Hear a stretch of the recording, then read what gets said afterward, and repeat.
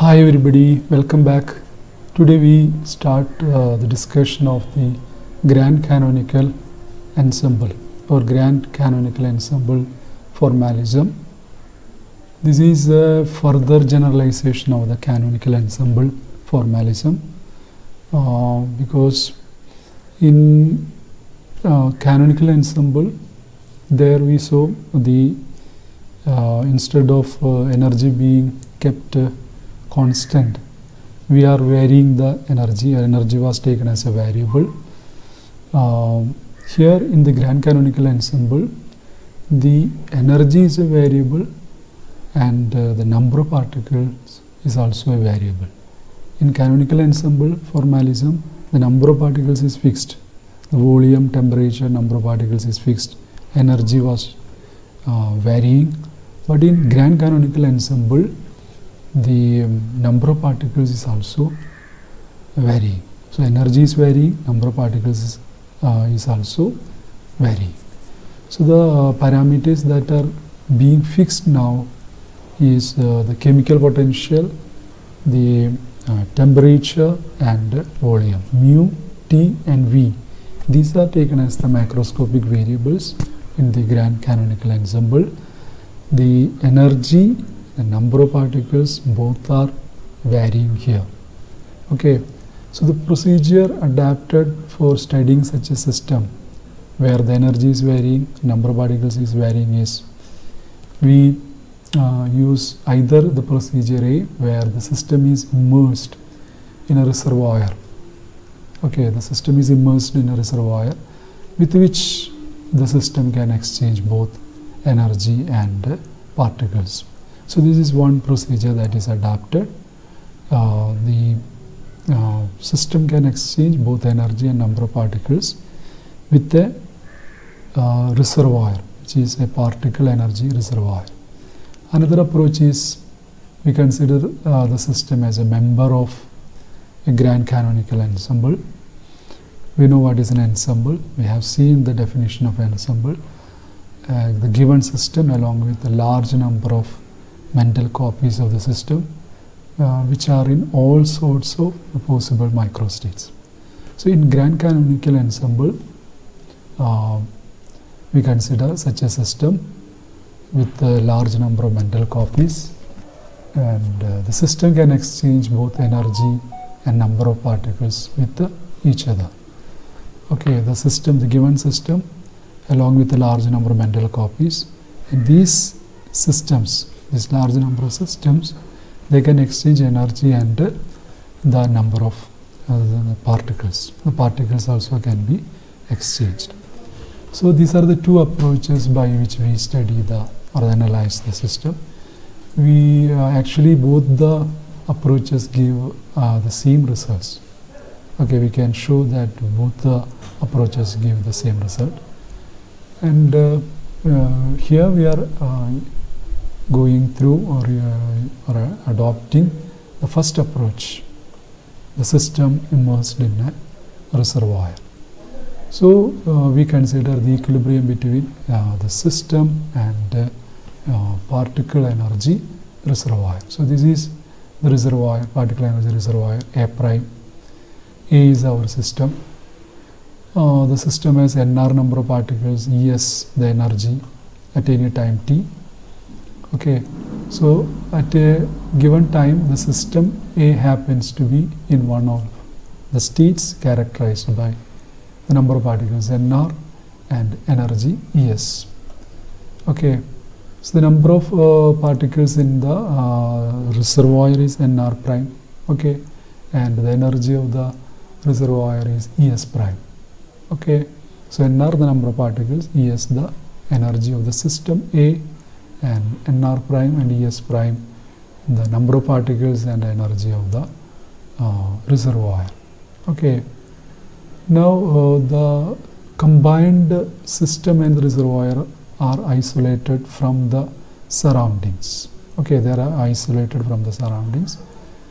That's why we have this insulated, this shaded portion shows the insulation from the surroundings. So nr plus nr prime, that will be a constant. Nr plus nr prime, n0, that is a constant.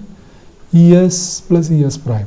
Okay, Es plus Es prime. This is actually Es. So Es plus Es prime, that is equal to E0, that is a constant. Okay. Now the probability that at any time t the system is found to be in a state of energy Es. Okay, energy Es, this is actually Es, and number of particles nr.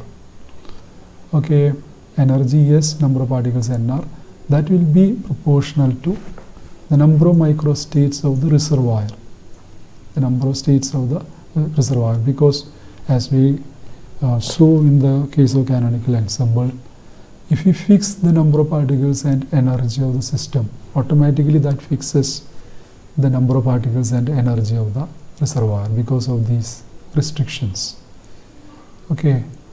So if we say our system is in a particular state of number of particles nr, energy S, automatically or naturally we can know the number of particles and energy of the reservoir. Because of this restriction, the total energy is fixed. Okay, because nr prime is n0 minus nr, Es prime is E0 minus Es. Okay, Es prime is E0 minus Es.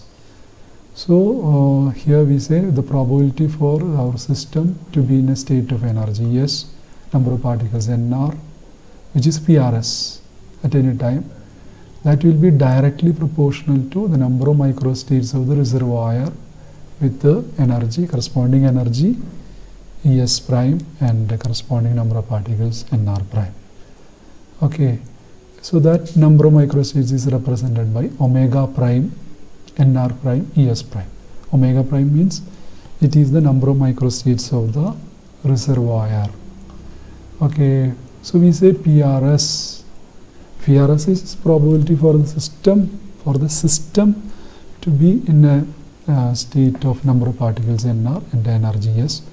That is actually proportional to the number of microstates of the reservoir with energy with energy S prime and number of particles nr prime.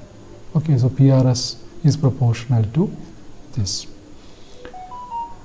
Now here we are applying a Taylor series expansion for omega prime, or rather log omega prime.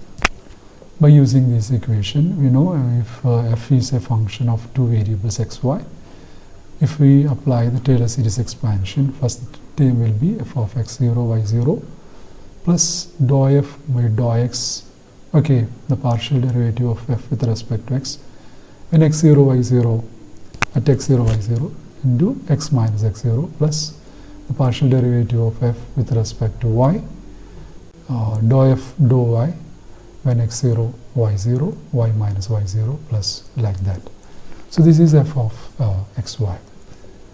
Okay, so here we are expanding the nr prime and Es prime.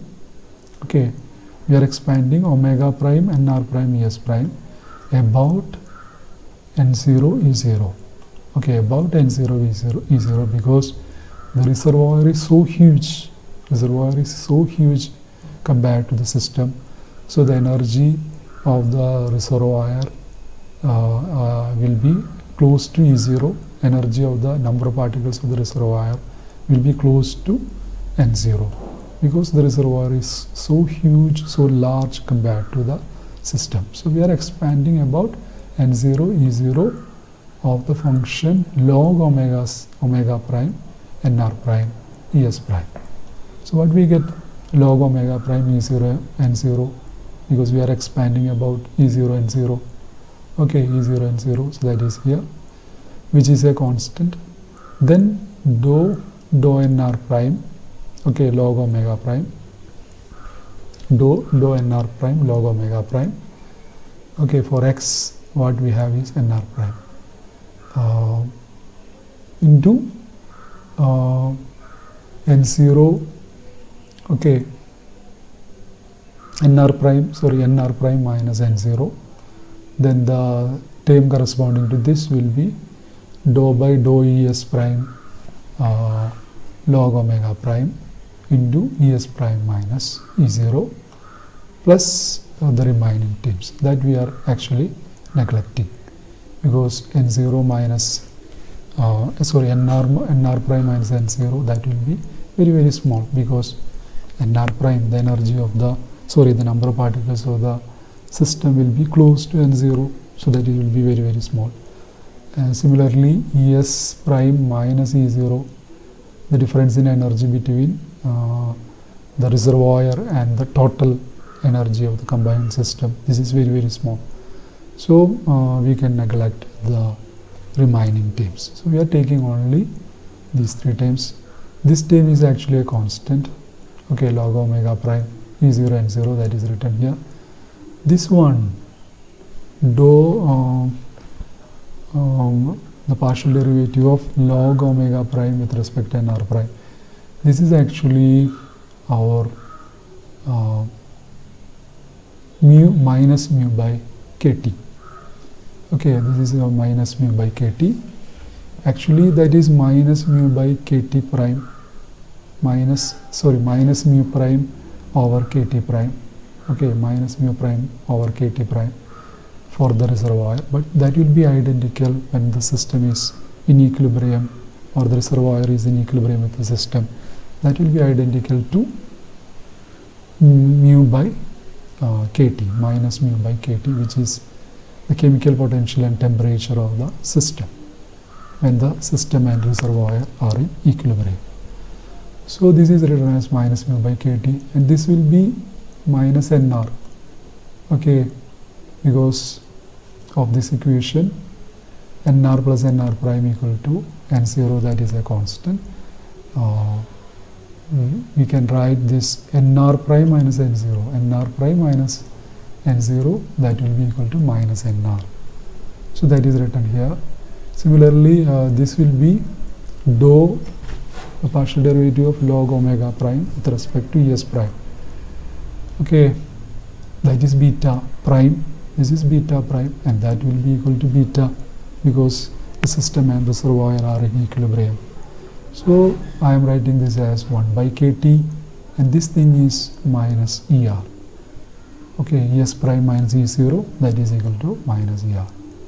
So log omega prime nr prime Es prime, that is equal to log omega prime E0 N0, where E0 N0 are the total energy of the combined reservoir and the system, energy and number of particles. And this is as these negative signs combine, we will have mu nr over kt, and this is minus Er over kt. So this is log omega prime of nr prime Es prime. Okay. So PRS, that is actually proportional to this is log PRS is log omega prime nr prime Es prime. Okay, log PRS. So PRS will be exponential. Okay, exponential omega prime nr prime, omega prime of nr prime Es prime. So here the omega prime nr prime Es prime will be exponential of this. Okay, exponential of this. So that is a this is actually a constant. So constant into e to the power minus alpha. We know minus mu by kt is alpha. Minus mu by kt is alpha. So minus alpha nr. This is 1 by kt is beta. So minus beta Er. So alpha is minus mu by kt. So instead of this minus mu by kt, I am writing alpha, and for 1 by kt I am writing beta. So what we can say is PRS is proportional to exponential minus alpha nr minus beta Er. Okay. So that we have got. So PRS is proportional to this, or PRS is equal to a constant times this, and we apply the normalization. What is normalization? The total probability is equal to 1.